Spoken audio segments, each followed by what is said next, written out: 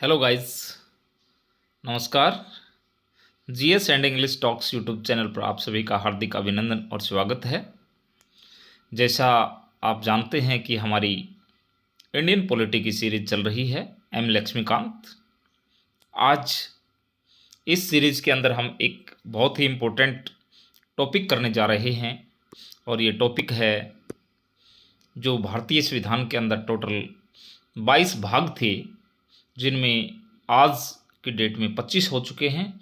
उनमें कुछ इम्पोर्टेंट भाग, क्योंकि हम अनुसूचियां कर चुके हैं, आगे चल कर के हम कुछ इम्पोर्टेंट आर्टिकल्स को भी डिस्कस करेंगे, लेकिन आज जो है हम कुछ भाग जो हैं उनको हम डिस्कस करने वाले हैं। तो सबसे पहला जो भाग है वो है संघ और उसका राज्य क्षेत्र। भारत के संविधान के भाग 1 के अंदर संघ और उसका राज्य क्षेत्र 1 से लेकर के 4 अनुच्छेद में दिया गया है। देखिए, हम जो ही आगे बढ़ते जाते हैं उससे पहले प्लीज़ आपसे रिक्वेस्ट कि आप चैनल को सब्सक्राइब ज़रूर कर लें, बेल आइकन दबा लें, वीडियो को लाइक और शेयर ज़रूर कर दें। चलिए हम आगे बढ़ते जा रहे हैं। तो भाग 1 का हमने जिक्र कर लिया है। उसके बाद नागरिकता, बहुत बार क्वेश्चन आता है। 5 से 11 में अनुच्छेद इधर दे रखे हैं, भाग इधर दे रखे हैं। हालांकि इंडिविजुअली भी हम अनुच्छेद को डिस्कस करेंगे, अलग अलग अनुच्छेदों को।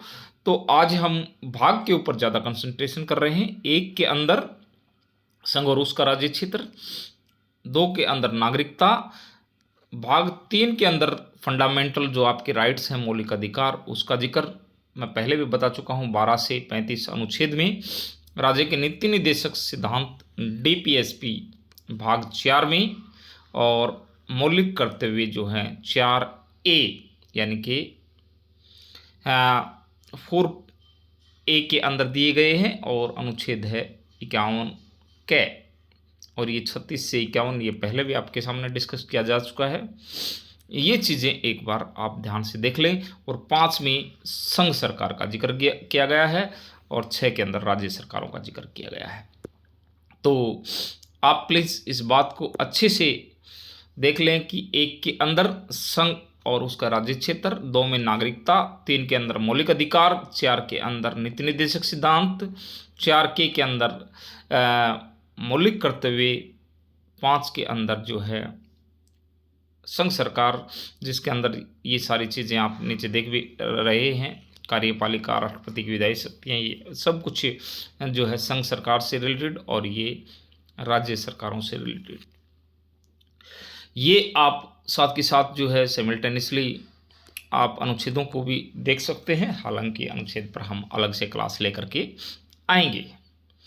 इसके बाद आगे हम बढ़ें तो कुछ इम्पोर्टेंट अनुच्छेद और हैं, जिसमें आप कह सकते हैं कि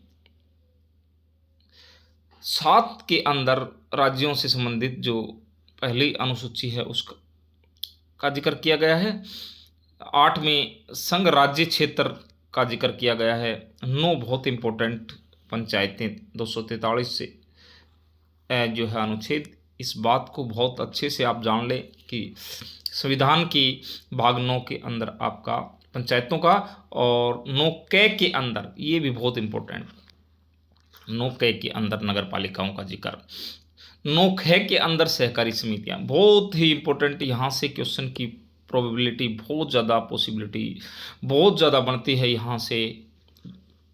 ये जो है बहुत इम्पोर्टेंट पोर्शन है। प्लीज़ इन भागों को आप 9 के अंदर पंचायतें, 9K के अंदर नगर पालिकाएँ, 9K के अंदर सहकारी समितियाँ। 10 में अनुसूचित और जनजातीय क्षेत्र, इस बात को भी आप ध्यान से देख लें। और 11 के अंदर संघ और राज्यों के बीच में जो संबंध दिखाए गए हैं उनका, चाहे वो विधायी हों चाहे प्रशासनिक हों, हर तरह के संबंध जो है भाग 11 के अंदर दिखाए गए हैं। 12 में वित्त संपत्ति से रिलेटेड, वित्त जो ऋण लेना देना है, उन सभी चीज़ों का जिक्र यहाँ पर किया गया है। एक बार फिर मैं चाहूँगा कि आपको इम्पोर्टेंट चीज़ें जो हैं एक बार, पंचायतें, नगर पालिकाएँ, सहकारी समितियाँ, बहुत इम्पोर्टेंट मैंने बताया है, ये भी बहुत इम्पोर्टेंट है। संघ और राज्यों के बीच में संबंध जो है 11 में, 12 के अंदर वित्त संबंधी बातें जितनी भी हैं वो आप लेकर के चलेंगे। उसके बाद जो आगे हम डिस्कस करने जा रहे हैं वो है भाग 13। भारत के राज्य क्षेत्र के भीतर व्यापार, वाणिज्य वगैरह का जिक्र किया गया है। इतना इम्पोर्टेंट नहीं है जितना कि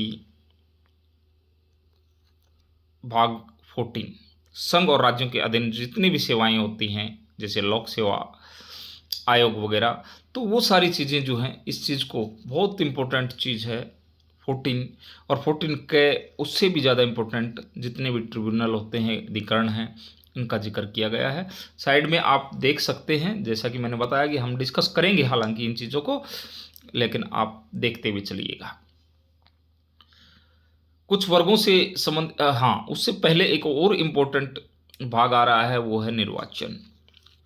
भाग 15 जो है बहुत इंपॉर्टेंट है, इसको आप देखिएगा। यहाँ इलेक्शन का जिक्र किया गया है और 16 में कुछ वर्गों से संबंधित विशेष प्रावधान यहाँ पर दिए गए हैं। वंस मोर, एक बार फिर आप देखिएगा, 17 फिर इंपॉर्टेंट आ गया है। राजभाषा का जिक्र यहाँ पर किया गया है, चाहे वो संघ की भाषा हो, चाहे प्रादेशिक भाषाएं हों, या सर्वोच्च न्यायालय, उच्च न्यायालय की भाषाओं का जिक्र किया गया हो, या ये जिक्र जो है संविधान के भाग 17 के अंदर, 17 के अंदर दिया गया है। One more important thing is there कि आपातबंद 18 के अंदर, और इसके साथ साथ संविधान संशोधन 20वां आगे मैं देख पा रहा हूं, ये रहा 20 में संविधान संशोधन। ये चीज़ें आपकी टिप्स पर होनी चाहिए। यहाँ से क्वेश्चन की संभावनाएं बहुत ज़्यादा बनती हैं। प्लीज़ किसी भी प्रकार का कोई भी जो है यहाँ से, एक बार मैं फिर आपको बता देता हूँ कि 13 के अंदर जो है भाग 13 है, वो भारत के राज्य क्षेत्र के अंदर जितने भी व्यापार वगैरह की जो भीतर वाणिज्य समागम वगैरह का जो जिक्र है वो यहाँ पर रहेगा। उसके बाद जो 14 के अंदर जो संघ और राज्य के अधीन सेवाएं हैं उनका जिक्र रहेगा। अधिकरण, ट्रिब्यूनल का जिक्र 14 क में रहेगा। निर्वाचन का जिक्र जो है 15 में रहेगा। 16 में कुछ वर्गों से संबंधित जो है विशेष प्रावधान है वो है, और राजभाषा 17 के अंदर है। ये दोनों इम्पोर्टेंट ज़्यादा हैं कि 18 में आपातबंद और 20 के अंदर जो है संविधान का संशोधन। तो इतनी सारी चीज़ें आपको याद रखनी है भाग को लेकर के।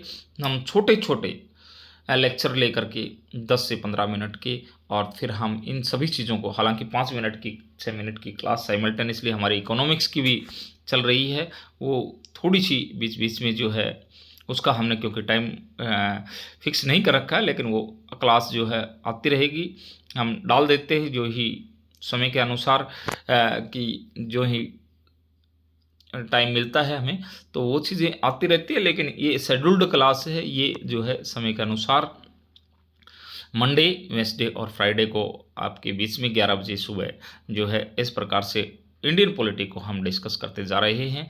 तो आप प्लीज़ रिवीजन करते रहिएगा और अपनी तैयारी को गति देते रहिएगा। Thank you very much, thank you all of you. जाने से पहले चैनल को सब्सक्राइब जरूर करके जाएं। धन्यवाद।